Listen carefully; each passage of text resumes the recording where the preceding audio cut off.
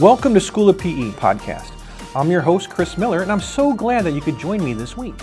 We are going to discuss topics about FE, PE, and SC, and we're also going to answer questions that will help students prepare for their exams. Let's get started. Hello, everyone, and welcome back to another exciting episode of this weekly School of PE podcast. I'm Chris Miller, and today we have an interesting topic of LL97 impact in energy carbon footprint in the Big Apple, New York City. We have a special guest with us today, Mr. John Zaccheo, PE out of New York. So let's welcome John. John, thanks for coming on for today. How's it going, guys? Thank you for having me. All right. Well, John, before we get into the fun stuff for the day, you want to just kind of give the audience a little bit of a, background on you and, kind of give a short introduction. Yeah, of course. So I'm a mechanical engineer for HVAC as well as electrical plumbing fire alarm for an engineering firm in New York City. We do a lot of commercial and residential high rises and buildings and restaurants for HVAC. So we do, a variety of things. Basically, my job is for project management and MEP design. So we do, make the blueprints like the good old days. But we also do, we go from start to finish in a lot of these projects. So it's in a lot of exciting projects going on with, I do a lot of work in the Empire State Building, which is pretty cool. So it's interesting. It sounds like, it's a topic. The carbon footprint is something that I think everyone kind of has an attachment to. It's definitely something that everyone has on the radar, that's for sure. Oh, But absolutely. But before we get too far, you being in the Big Apple, New York, I got to ask you, Yankees or Mets? I might get a lot of stuff for this, but I'm a Met fan, and I'll tell you why. Please. My grandfather was a big Dodgers fan. He was a Brooklyn Dodgers fan. So when they moved, he had to go with the Mets, and he didn't succumb to the Yankees. So I do have a little battle between my families because one of my cousin's uncle used to play for the Yankees. He's one back in the 50s. So Wow. there's a constant battle. It's a 50-50, down the middle. So then we probably just lost 50% of our audience from New York. Pretty much, yeah. So, since you're already in hot water, let's go a little deeper. Jets or Giants? Well, that it's like pick your poison, but I'm a Giants fan, so Okay. Die hard from the beginning, and back to the Phil Simms and Lawrence Taylor was my favorite football player. I mean, those were great days. Hopefully, with this new regime, hopefully they get back on the saddle and everything. So yeah, New York sports has been pretty stale for the last couple of years. So I mean, I'm a big time Ranger fan for hockey, so that actually, that's my saving grace right now. And hopefully they're giving me some serenity, but hopefully there's continued success from there. So I know how you feel. I'm an LA fan. I'm an LA guy, moved to Columbus, but, heart lays with the LA sports. And, we have had a rough stretch, right? Lakers aren't doing what they're supposed to be doing. right. Dodgers finally won big, but yeah, so I can feel your pain. Yeah, definitely. So now that we've either made most of New York happy or most of New York sad, let's dive into the topic for the day. So let's start off with the doozy, I think. What is the Climate Mobilization Act? All right, so the Climate Mobilization Act developed in April in 2019, and what it is, it's the goal is to reduce carbon emissions in New York City, since has become a major issue over time with the ozone layer being deteriorating, and the air quality in the city is very, very poor. So this is a an act that is actually brought into a local law 97 in New York City, and they are the goal is to reduce carbon emissions in the city by 40% by 2030, and by 2040 they want to do 80%. Oh, wow. Yeah, it's very aggressive, and what I do for my job is, very involved of like a lot of these commercial residential buildings to achieve that because there is some consequences. I'm sure we'll get into that too. No, absolutely. So poor air quality, something I've experienced as well. Like I said, I'm from LA. I grew up in up by Santa Barbara, so more central California, a small town called Lompoc, and air was clean, blue skies, Oh crisp yeah. air. And right when I think I was a freshman in high school, my dad got transferred down to the Inland Empire, and I remember people telling me that, you're moving to somewhere that you can taste the air. I'm like, what are you talking about?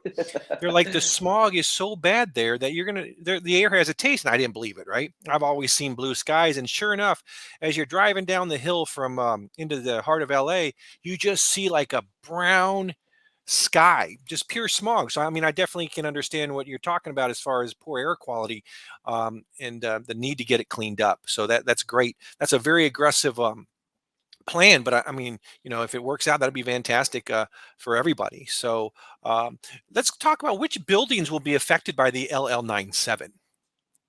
So the local law says that any buildings that are 25,000 square feet or more needs to be applying to this local law now. There is some exceptions. They actually exempt New York City government buildings and houses of worship and a few others, but it's mostly like a lot of the buildings will be affected by this since we have a lot of high rises in the city. Right. Um, I mean, anything below 3 floors or less, that is actually safe. They actually exempted from that. But even though it's a exemption, they should practice on reducing carbon emissions to begin with. So for the common goal of for people's health and everything. Yeah, cleaner air benefits everybody, especially like in a city of New York where you have so many people just commuting to work by walking, right? I mean, walking back and forth, being out in the air. You got a beautiful Central Park out there that a lot of people spend a lot of time in. So Absolutely. cleaner air would make it much more enjoyable there. So like when I hear or talk about reducing emissions, I'm always thinking it applies to the automobile industry, right? How can you reduce emissions? But so what can buildings do, or how do you, I guess, reduce emissions I mean, from buildings? So what we're actually doing is globally they're trying to electrify a lot of these buildings. In other words, taking out boilers that are Hmm. using natural gas, and putting in electric boilers in, and connecting to the condensing grid. And condensing is actually on their end. They're trying to reduce their carbon emissions of their power plants burn a lot of coal and Hmm. fossil fuels, which do produce a lot of carbon emissions to begin with. Right. So their goal is to use wind, solar energy to offset that on their end, and they're going to supply that to a lot of these buildings for the electric, so we actually could reduce the carbon emissions on both sides. Oh, that makes sense. I appreciate you explaining that. So, when people think of, I guess, emissions again, they probably go back to cars, right? Mhm. Reduce the number of gas burning cars on the roads, more fuel or electric cars. But what other factors can drive emissions? Uh, there's obviously the big one is transportation. There's Hmm. cars, there's planes, buses. Hmm. They do, that's a big portion of carbon emissions in the world. Also, you have, like we said, the electricity and steam production that also contributes a larger portion to carbon emissions. We burning coal, burning fossil fuels will emit carbon Hmm. dioxide in the air, and that's a major portion. But it's also like industrial stuff, like manufacturing. They use a lot of machinery that uses gas and fossil fuels that will contribute to that. And actually, even your residential house. if you have a gas fire boiler and for your heating system, it's going to use, it's going to emit carbon emissions also. I mean, it seems like on a smaller scale, but uh, when you have multiple houses, Hmm. it accumulates during time. And actually, human beings, we emit carbon dioxide too, right? So, Right. they actually do say that we exhale 2.3 pounds of carbon dioxide a day. Oh, So wow. that's a lot of carbon emissions from us. Like if you think about it, going to a sports stadium, you have 20,000 people there in an True. enclosed area. That adds up. Yeah, no, that's a good. I've never thought of that. I know we exert it, but I mean, I never thought about, man, that's a lot. And then you're right. I mean, even if you take a city, like, I mean, New York City, take the population and imagine how much is being emitted. That's Oh crazy. yeah, Um, yep. On a subway car, it's before pandemic. We were packed like sardines, and you don't realize it that you're breathing other people's airspace as well as like carbon emissions also. So right. you know, You bring up something interesting. It might sidetrack us a little bit. The subways yeah. in New York. So how has they been affected by the pandemic? Have they reduced maybe the number of times subways run? Have they reduced capacity on subways? Yeah, so a lot of as we know that we doing a lot of like remote working and Hmm. everything, so they actually reduce some of their run times on Hmm. their subways and everything. And the good thing about it is they use a lot, it's electricity that they Hmm. use, Right. to run these subways, so that kind of reduces that portion. Um, but during this time, I mean, listen, they've been doing a lot of cleanliness and Hmm. everything, doing a lot of, you know, a lot of what you call Clorox and Hmm. everything Hmm. to wipe down their seats and everything. So they've been pretty good. I mean, they should have done this years Right. ago, but Right. better late than never, I guess. I So agree. It always takes something to open the eyes, right? absolutely, yeah, So, you know, understanding, I guess, where emissions come from is important, right? That way you yeah. can, better devise a plan or strategy. So, how do we understand where emissions come from? So I guess to begin with, where emissions come from, let's talk about emissions. What's my emissions, comes from? It's fossil fuels like oil, coal, gas. That right there is the components for something that will contain carbon emissions. When you burn that fossil fuel, you release, some types of chemicals. So you release some H2O, which is water, obviously, some heat, nitrogen, nitrous oxide, and of course, carbon emissions, carbon dioxide. So that's where that, emissions come from releasing chemicals when you burn something, burn fossil fuels. I appreciate that. So, you were mentioning that the goal is to go from what I think you said 40% to 80%, right? Hmm. So that sounds great, and it'd be incredible if that can be achieved. But how do you track our progress in reducing emissions? I mean, you can someone just come out and claim, "Hey, we reduced emissions by 57%." What's tracking mechanism is there to kind of validate, what is being claimed? So what they do is they do the city's doing audits on buildings. So if you're not submitting your documentation, they will give you a fine and everything. And so you got to be really transparent with New York City on this carbon emission goal. And um, it's they could tell by like your steam usage and your electrical usage of what you're actually using on a Hmm. daily basis and on an annual basis. And we do have, the Department of Buildings take track of what is being done in these buildings because they have it on record of, okay, you guys have a gas boiler Hmm. and you use this much a year.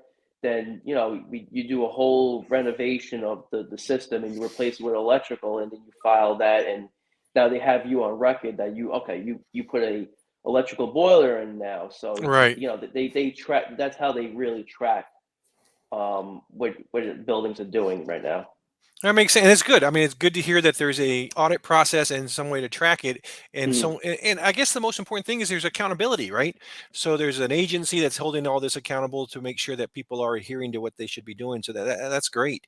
As I was reading through the questions for today, there's one that kind of popped out, and so I'm going to go ahead and read it because it's a long one. So let's see where it leads us to. So, why would the city's annual inventory report be broken up into two separate entities, citywide and city government? so yeah, it's a loaded question.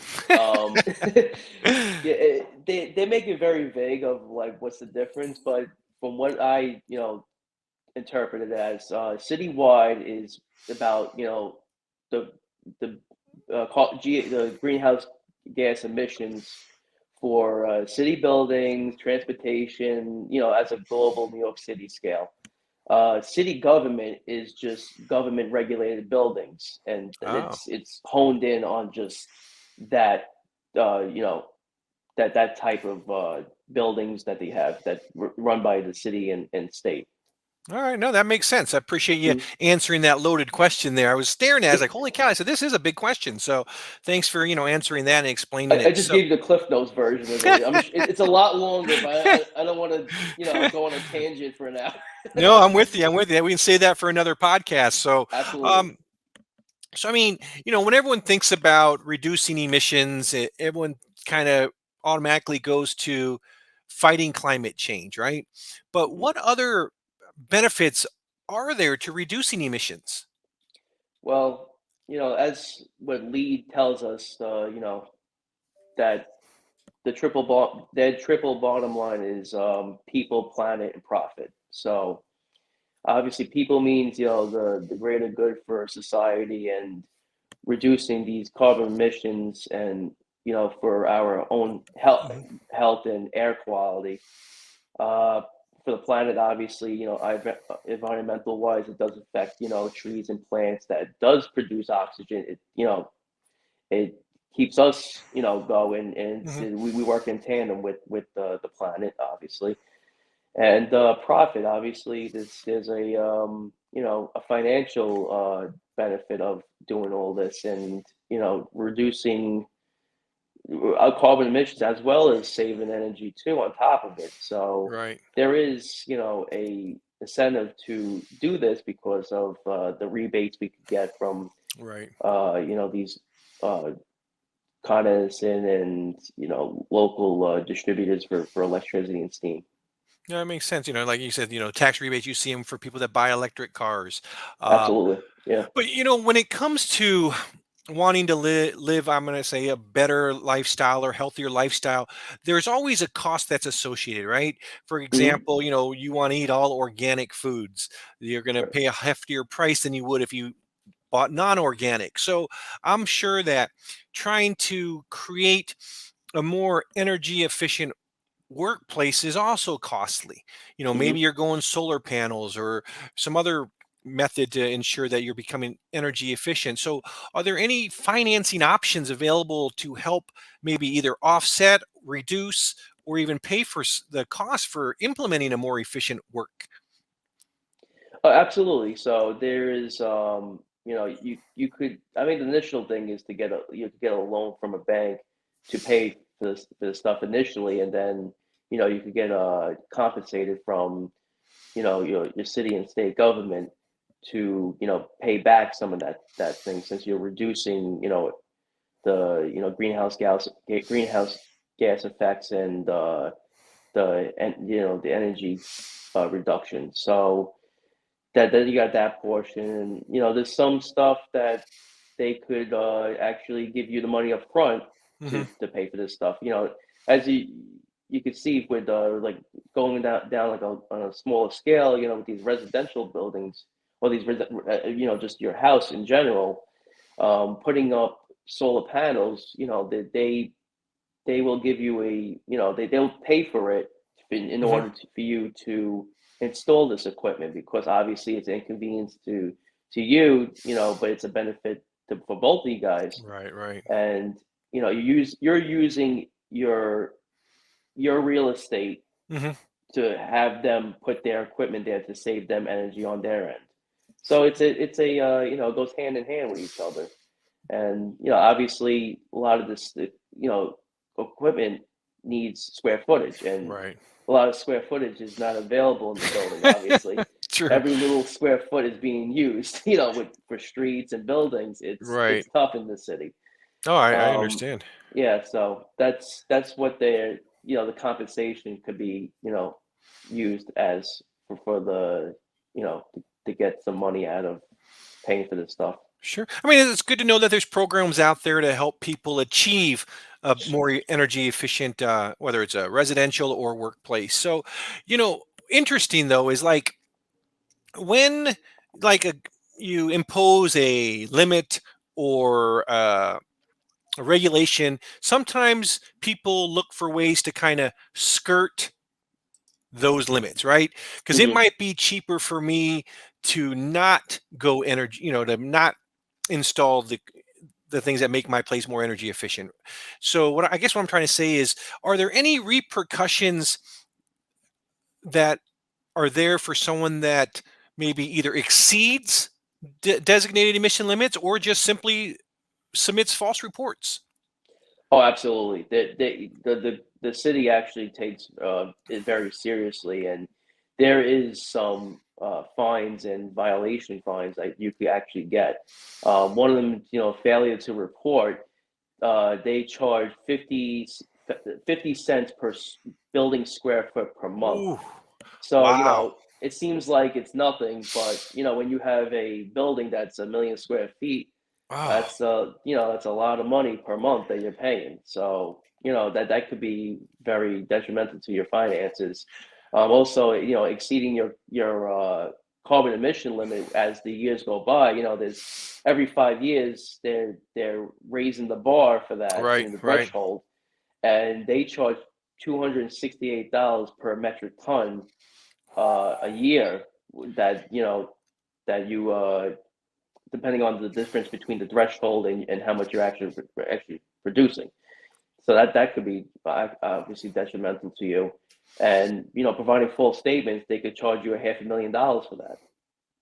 So there's a lot. That's a lot of money. And holy cow. yeah, yeah, yeah. Wow. Well, They don't screw around in the city. I'm telling you. no, I tell you, New York is no joke. But it's Nope. good though, right? I mean, to have those Absolutely.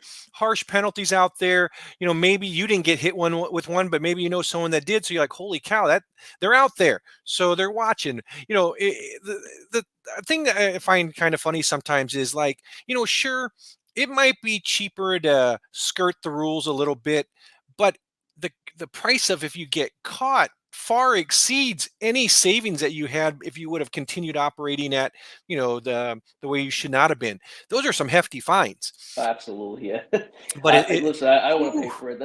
I don't make that much money to pay for those fines. So. man, but like I said, it's good to see that there's fines in place. There's a governing body that you have to be held accountable to. So those are all great, kind of things to have in place there. So, you Mhm. know, sometimes people have good intentions where, they want to create an environment that reduces emissions or become is more energy efficient, but the cost is kind of cost prohibitive to do so, right? So are there any incentives or rewards for individuals that kind of motivate them to move towards improving energy efficiency? Yes, I mean, listen, there's actually jobs out there that they will give you to, promote and, get the word out on actually, encouraging people to do this.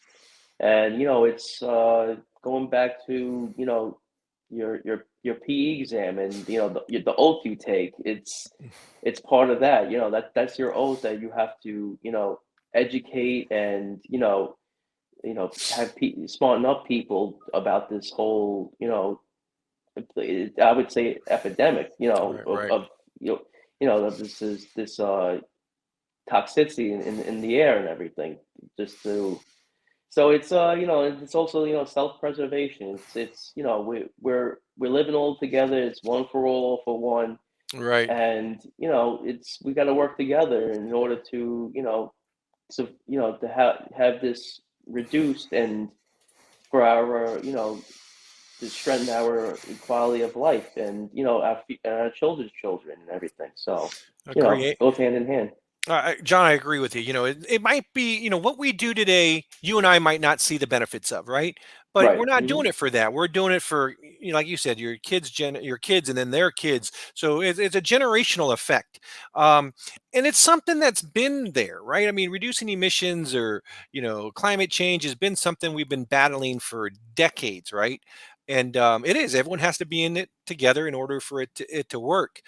So it's nice to see that there's programs out there to kind of help motivate people, not just on a business level, but on an individual level as well. We were talking about audits here not too long ago, right? About, someone can submit a false report, what the repercussions are. But let me ask you this. What takes place during energy modeling or an energy audit? Okay, so what happens is for energy modeling, energy audits, they look at your at like we said before, like your annual what you call bills of Hmm. how much you are using per month, and they extrapolate that and see how much you're actually doing annually.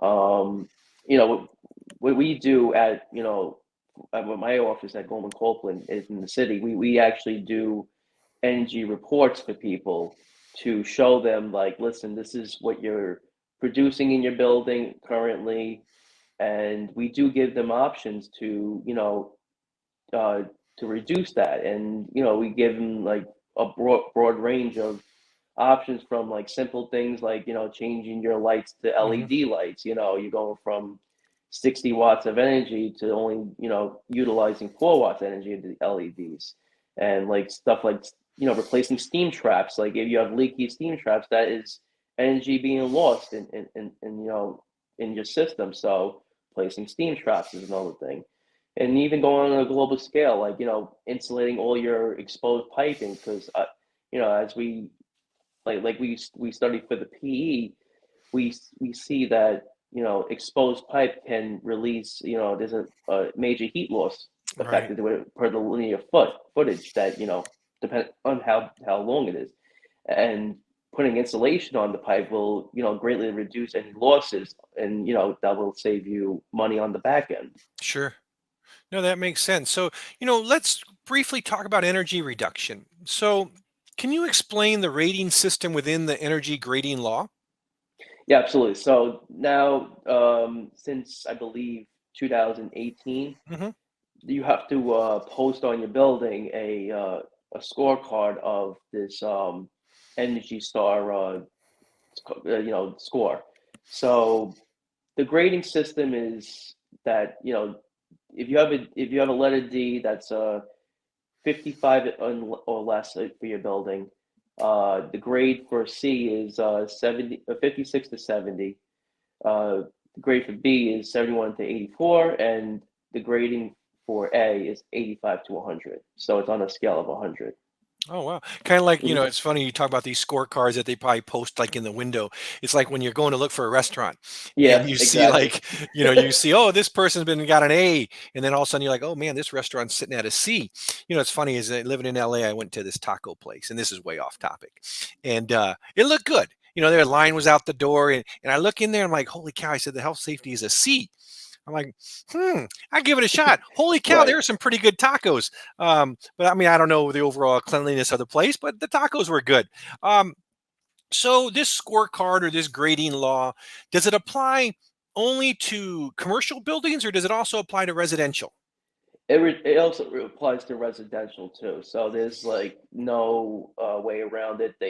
This is it's a simple thing. Listen, you put a grade on there to be transparent to people of Hmm. what you're doing in the building is it shouldn't be a detrimental effect on your operation there. I mean, listen, it's everything's transparent now. Like even it's like going to the grocery store and turning around you know the rice packet and say, okay, how much carbs it is, how much fats it is, right? So That's correct. That's it's correct. it's the part of being transparent for society. And listen, it's the grading on your energy consumption and carbon emissions, and people do care about that. Actually, Agree. they want to know, at the new generation, they're all about, you Hmm. know, you know, better air quality and everything. So this is the new topic of discussion, and it's very important. No, I agree. Transparency it's easy to achieve, but it's also very important. I mean, you're right. I love the grocery store example, right? Yeah, You turn right. around the label, you're like, 42 grams of sugar. Maybe put this back on the shelf. But no, Yeah, let's go for like the cauliflower rice. Maybe they'll greatly reduce it. I agree. I agree. So, John, we've had a lot of fun talking about a pretty, I guess, heated topic, right? You have people on both sides of the fence, but definitely you opened my eyes to a lot of things that I didn't really understand about it. So I appreciate that. It's something I could probably talk about for hours with you. So definitely would love to have you back on another podcast. But I always try to have a little bit of fun with my guests when they're on, and get away from the heavy hitting that we were doing for the past half hour. So let me ask you this: what first got you into engineering? Like, when did you decide that, hey, engineering is the way I want to go? All right, so you want me to give you the answer that the professional answer, or I should give you the answer that give to my family? I like the family answer. All right, so the family answer is that when I was playing Legos when I was a young age, that really got me into it because I love the building process of Hmm. it, and like using your creative mind about like what could you build aside from the directions they give you. Can you Right. make something, can you improve on something, when you're building on a certain Lego set and everything. So that kind of like you paved the way of my engineering career. And as I got older, it goes back to my father. He's been doing home improvements and construction since he was 16 years old. So the aspect of building stuff Hmm. really got me into it, and he put me, as a hard Italian father. He put me to work at 13 years old, learning how to like put siding on a house and stuff like that. And I actually very grateful for him doing that because that kind of paved my way of Hmm. going into like the construction business and the MEP business to build all this cool stuff that we do every on a daily basis. That's a cool answer. And if anyone from the Lego companies out there listening, they're probably thinking, "Holy cow, this is great! This is great to hear. We're producing engineers." But no, Yes, send I me it. Send me some incentives. send you some royalties for Yeah, some exactly. purchases. But no, I mean, it's so true though, right? I mean, Legos, you have a couple of avenues. One, you can just follow the steps and get what's on the box, or you can see if you can't expand on it and build something different. So that's pretty cool. When I was a kid, Legos were huge, right? But they weren't like they are today, where you get all these sets and it walks you through. It's basically you got a bunch of Legos and you built whatever you wanted out of it. Um, but speaking of Legos, on Christmas, I have a 15-year-old, or soon to be 15, and he wanted Legos. I'm like, you haven't wanted Legos for years. Like, sure, let's get some Legos. Right. So we got a couple of sets of Legos. And I bet you I spent 3 hours building this like Star Wars spaceship that probably would have taken anyone else 30 minutes. So I was like, I'm done. I give up. I was missing pieces. And so he's like, no, we got to keep going. I said, well, why don't we go to the store tomorrow and we'll find something, some other Lego set to build. So we went to Target. And I said, okay, I'm going to buy this Lego set. It was made for 5-year-olds. I said, I can do this. Right. It still took me an hour and a half. Yep. So It's hence to say I did not yeah. go the engineering route. Um, but John, Yeah, I've had a it's lot of fun with you, man. of course. Yeah, Um, me too. Thank you for having me. yeah, yeah. So I got a question before you go. Sure. So have you ever been out to the West Coast? Yes, I have actually. So you've been to California? I've been to California. I actually been to Los Angeles. I've been to Anaheim. I've been to Okay. a few places. Napa Valley, of course. Napa Valley. Napa Why Valley, not? got to Right. go there. San Francisco. So Okay. few So places. so now that I know you've been to both sides of the coast, I got a question that might determine your fate whether I bring you back or not. So did when you were out in California, did you go to In-N-Out Burger? Yes, I'd have. Okay, so Of far so course. good. So being an East Coaster, you probably have been to Shake Shack. Yes. Now, here's the question that determines your fate. In and out, Shake Shack. Which way you going? In and out. There's no contest. I mean, Shake Shack needs to bring up that game, honestly, because I they love it. really are, dropping the ball. They claim they're the best cheeseburger place, and they're not. Listen, it, it's not Cheeseburger Shack, it's Shake Shack, and even their shakes are not that good. So, listen, John, you're coming back, man. You're coming back. No, I'm from California, as I mentioned, so In-N-Out's huge, and I love a good old In-N-Out burger. So I always ask someone when they've been, I have a lot of guests that come from New York, whether they're architects, engineers, and I always ask them, "Hey, have you been to the West Coast?" Yes. You've been to Shake Shack? Yes. You've been to In-N-Out? Yes. Okay, which is better? So far, In-N-Out leads by about two. Those, really, yeah, that's a quick story is when yeah, I got off the plane, I told the cab driver, I'm like, go to In and Out Burger right now because I gotta try it because that was like one of my bucket list type of things is just right. go to In and Out Burger, and I went there. I got the double cheeseburger with the Oh yeah, works and the fries and the Diet Coke because I don't that's want I don't want to have too much calories in my diet. You know what I'm saying? I'm already going overboard. So I had it, and it was.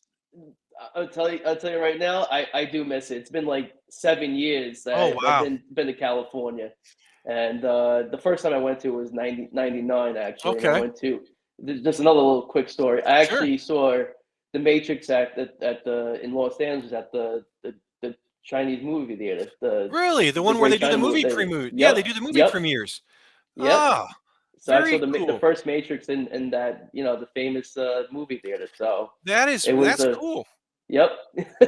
So it's It's funny. It's great. like I was telling you, In-N-Out has a 2 point lead all over my podcast guest. The ones that I voted for Shake Shack aren't coming back. Well, you know what? Then you know what? Put me back on. We'll have a counterpoint of like who's better of In and Out and Shake Shack. Like, I appreciate it, I could John. even say Five Guys is better than Shake Shack. Like Oh, there's a Five lot of Guys is a good burger. It's a good yeah, burger. exactly. S- Get free peanuts. I mean, come on. John, I've had a lot of fun. We've covered a very important topic, right? Reducing emissions is on the forefront for a lot of people, but we made it fun. So hopefully everyone out there has had a great time, listening to John talk about reducing carbon emissions. He will be back. So until the next time, you guys have a great rest of the week. John, thank you so much for coming out here and spending some time with me. Thanks a lot, Chris. I appreciate it. I had a lot of fun. All right, buddy. Thank you.